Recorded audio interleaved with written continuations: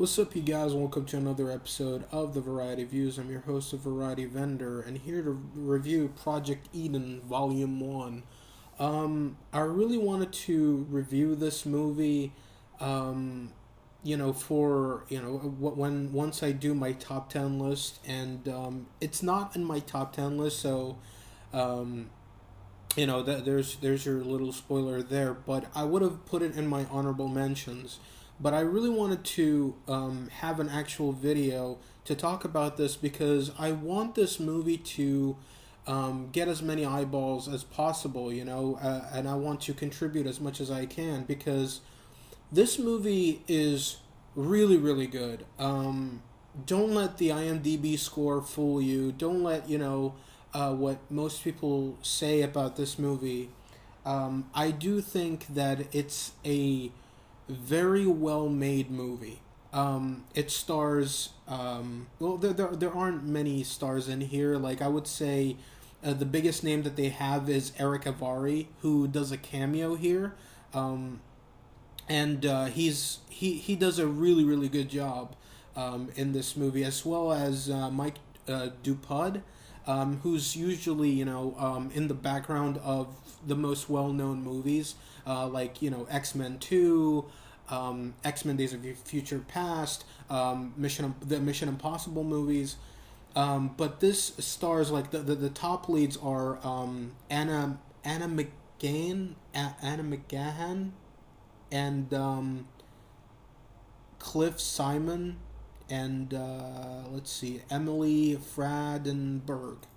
Okay, yeah, Emily Fradenberg. The story centers around Emily Fradenberg, and she plays Evelyn Green, um, a woman that she's a widow, and her husband died in the war.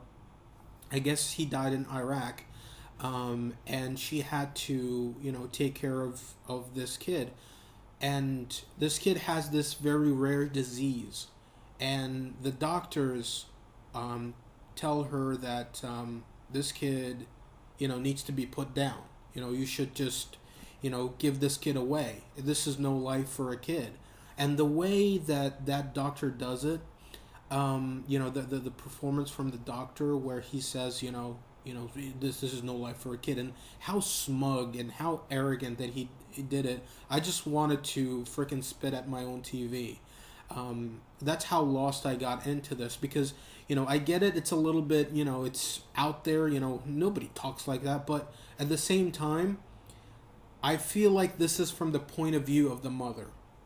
And usually, when you're in horrible situations, when somebody comes over and tries to comfort you, you might take it a wrong way and actually, think of it as like, oh, what the fuck? Is this person trying to, pity me or something like that? Or why is he being an asshole? Why is she being, a bitch? It's one of those deals, that I felt in that moment. And, there are stuff like this that happen in this movie. So um, she wants to, she wants to find a cure for this kid. There's a guy that tells her that look, the government's been lying to you. They've been they've been hiding the secret because this kid is not the only person that's got this disease. It's taken the life of my daughter. So I can help you. I can help you find this cure. So while they're doing this, there are agents after them. So you're not really sure if it's the government or it's the FBI or CIA or whatever. Whether even if they're even government officials at all. So they're going after them, and that's the movie. That's all I'm gonna say about that movie. Check it out for yourself. It's a wonderful, wonderful movie, and it's a slow, character study of like what a mother would do to save her son. That's how great it is. It's not. I'm not gonna say that it's it's spectacular. There's great scenes, and no, I feel like this movie was actually low budgeted. Let me check the budget for this movie. Which it must have been little. It should have been like around.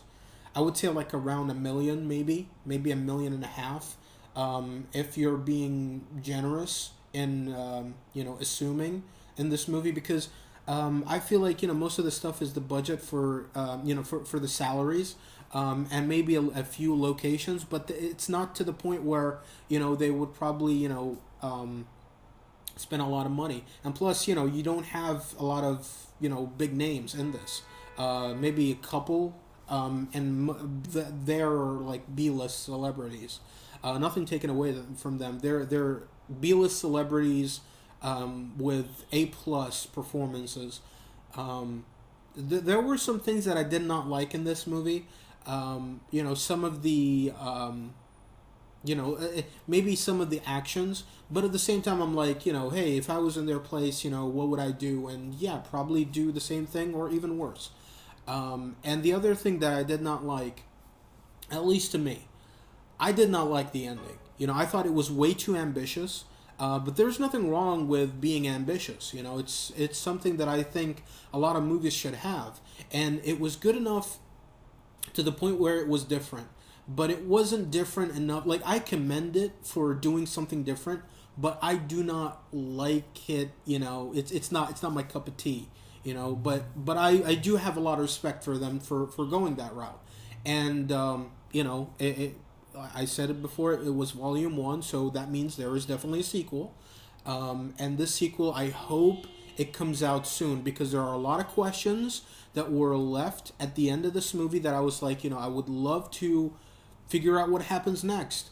But at the same time, I feel like maybe we can fill in the gaps, in our own imagination. Maybe if we do have volume two, it would be worse than what we thought.